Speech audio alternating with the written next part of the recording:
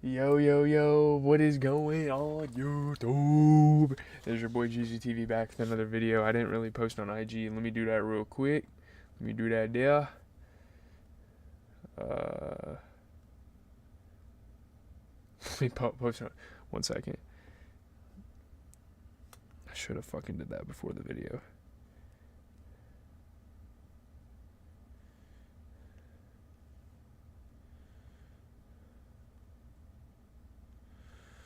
That's at the story real quick. We're live. We're here to talk basketball. Obviously, we had Pacers Cavs, we had Nuggets Thunder, two really good games from the playoffs tonight.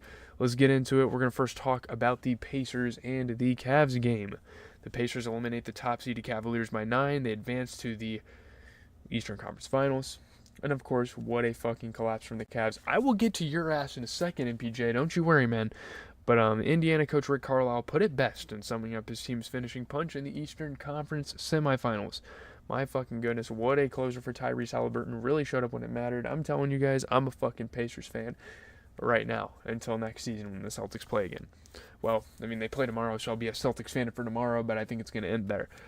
But man, Tyrese Halliburton, the overrated chants are fucking over. That shit is done, guys. Pack that shit up. Pack it up. Wave them off. Wave them goodbye, Halliburton. They deserve to get on the fuck out of here because these Cavs fans all fucking season long thought they were the shit, thought they were going to win a fucking ring.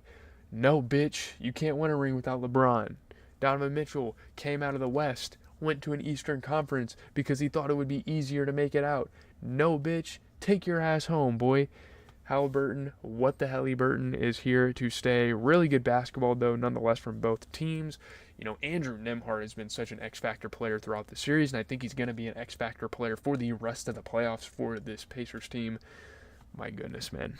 Huge shots. I mean, just hyping up the crowd. So much energy from this Pacers team. Such a youthful squad. They play with a lot of energy, and yeah, guys like Tyrese Halliburton, guys like Andrew Nembhard really help with that.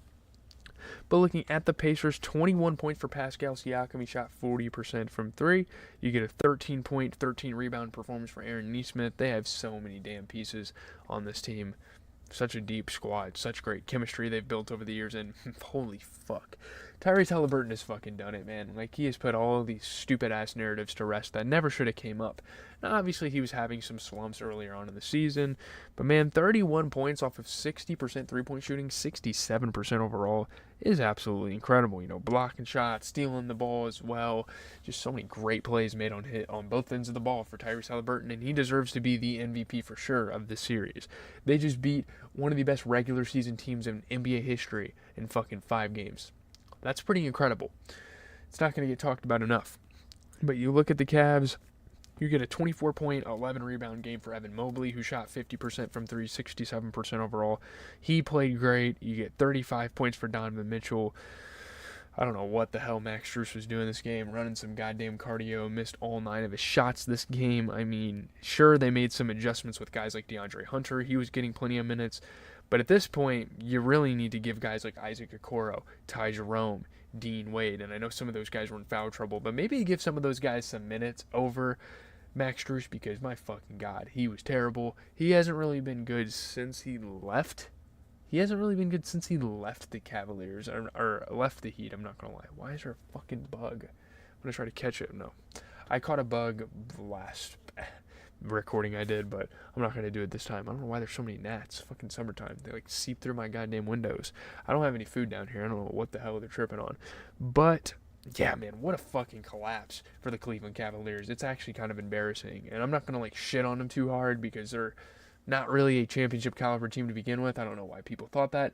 They don't really have the playoff experience to do that. This is one of Darius Garland's first huge playoff runs. Obviously, Donovan Mitchell was a part of some of them on the Jazz. Still a really young team, of course, but yeah, who I am going to shit on, though, is MPJ, because what the fuck are you doing, bro? What the fuck are you doing? Getting into the Nuggets and the Thunder. Shai Gilgeous-Alexander scores 31. The Thunder beat the Nuggets by 7. They take a huge 3-2 lead in the West semifinals. And Game 5 is usually one of the more impactful games of an entire series, especially if you're 2-2. And, I mean, if you're 3-1, that wins you the series. You get me. And if you're down 3-1, you win the game, you might have a chance to win in 7. I don't fucking know. It's a very impactful game is what I'm trying to say. Insane scoring for Shai Gilgeous-Alexander. Man, I really didn't expect the Thunder to be able to pull this game out, but they fucking did. Credit goes to them. They get the victory. Big time. I mean, huge threes, huge plays from SGA. Honestly, SGA kind of looked like shit at the beginning of this game, but being the MVP he is, he dug his team out of the rut as well as himself out of the rut, and he was able to get the win for the Thunder. Shout out to SGA. Great game, scoring-wise. Very hard-fought victory. The Nuggets were fucking going at them. I mean, huge night for Jokic. Holy shit. Some of these shots he made were incredible. But yeah, man, SGA just turning up in the second half really was the catalyst to them winning. Them Lakers fans are getting some PTSD of Jokic hitting that insane three over. Who did he make it over? He made one over AD, and then this game I think he hit it over Chet. So ridiculous. You look at the Nuggets, 44 points for Jokic. I mean, what? 44 points and 15 rebounds. I mean, what more could he do? The guy shot 58%? That's insane. No, he shot 68%. That's fucking insane. I think so. Yeah. 68% from the field. 17 for 25. That's ridiculous. 28 points for Jamal Murray. And he wasn't as efficient as Jokic, but those two played really fucking good together. And some of the shots that, if you're not box score watching and you watch the games, I mean, some of the shots Jamal Murray made this game were phenomenal. But my fucking God. Michael Porter Jr., bro. You played 29 minutes and you made one basket. What do you do for this fucking team? I don't see any redeeming qualities. Like, sure, he's been a good defender this series and, overall this season. He's definitely elevated his game in that way. But you're supposed to be a knockdown three-point shooter. And to an extent, during their finals run back in, 2022, 2023? He was the fucking guy. And he just isn't this game. He isn't this series. He hasn't been in the playoffs. Man, you have Peyton Watson, you have Russell Westbrook, you have Julian Strawther coming in and doing a little bit off the bench. Why don't they get more fucking minutes? And especially Russell Westbrook, he's been in playoff series before. He's been to the conference championship, I believe, numerous times back with KD and OKC, ironically enough. MPJ, man, he's just not primed for the fucking playoffs at the moment. He's just, he plays good in the regular season. He plays pretty phenomenal. He's a top 50 player at least in the regular season, I would say, at points.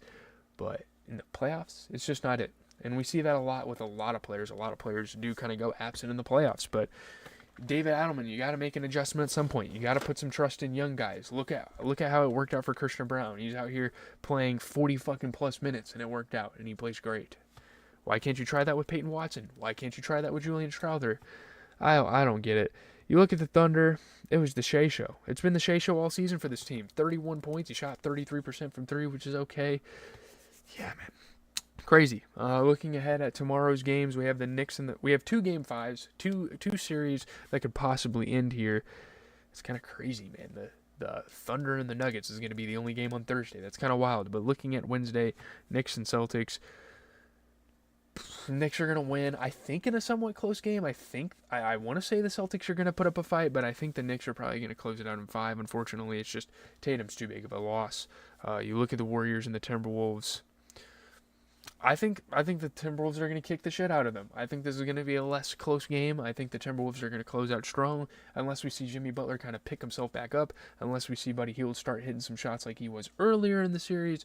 I think the Timberwolves should be able to win this pretty easily. So with that being said, leave a like, comment, subscribe. I'm sorry whoever's just tuning in. That's going to be the end of the stream. You can go back and watch the VOD though. I know it's kind of hard to find them on the channel. I don't know why my live tab does this. I just like coming in here every single night of NBA basketball, talking with you guys. Check out all my content.